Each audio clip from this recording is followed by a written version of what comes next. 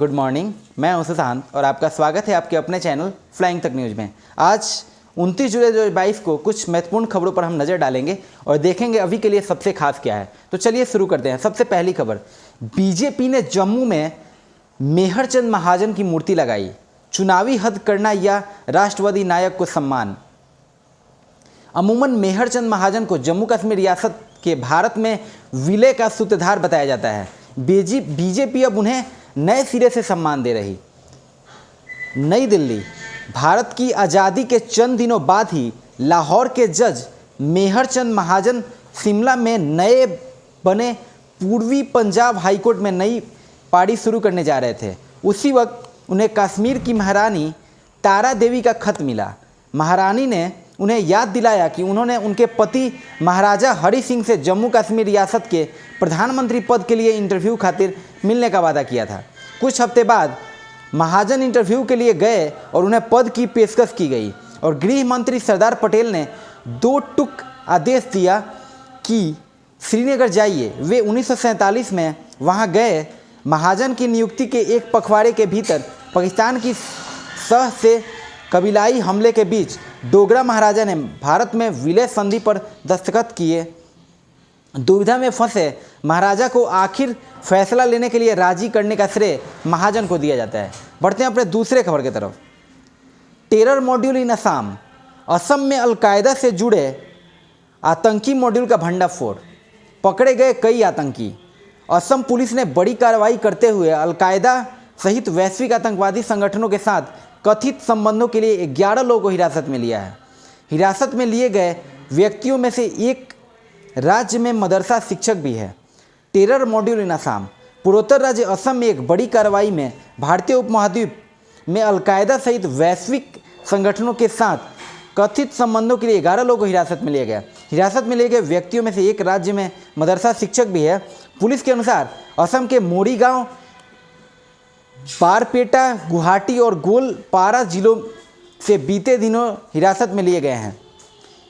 11 लोगों का संबंध एक UIS और ABT से होने के कारण इस्लामी कट्टरपंथ है।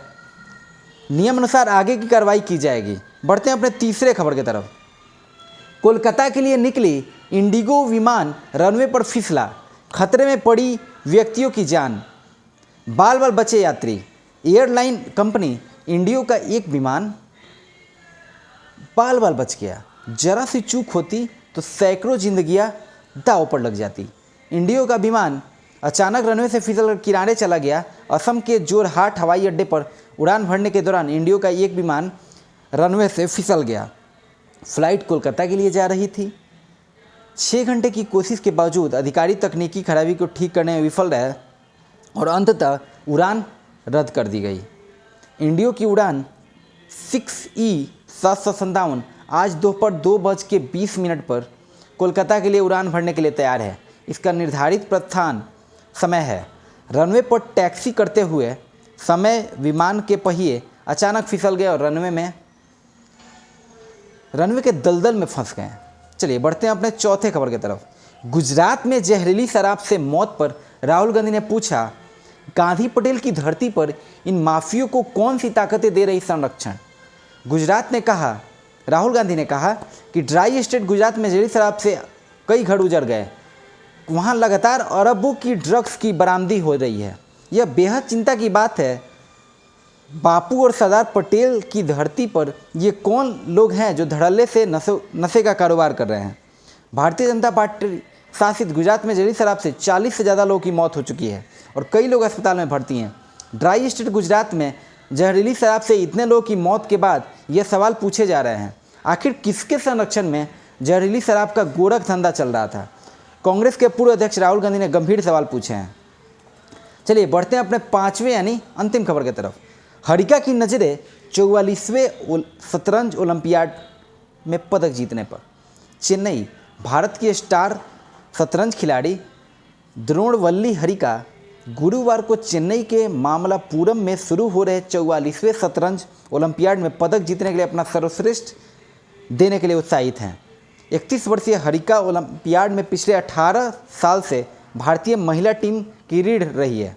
इस बार वो लगातार अपना 8वां ओलंपियाड खेलेंगी। हरिका ने वर्ष 2002 में अपने ओलंपियाड अभियान की शुरुआत की थी।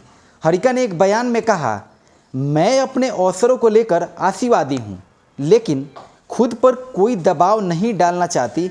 बेशक हम कागज़ पर मजबूत हैं, लेकिन दिन के अंत में यह मायने रखता है कि हम सामूहिक रूप से कैसा प्रदर्शन कर रहे हैं। इसके साथ साथ हरिका ने कहा कि वह अभी भी मानसिक रूप से बेहतर हैं और अपना सर्वश्रेष्ठ देने के लिए दृढ़ हैं। मित्रों, तो ये रही आज की महत्वपूर्ण 5 खबरें जो कि हमने आपके साथ साझा की।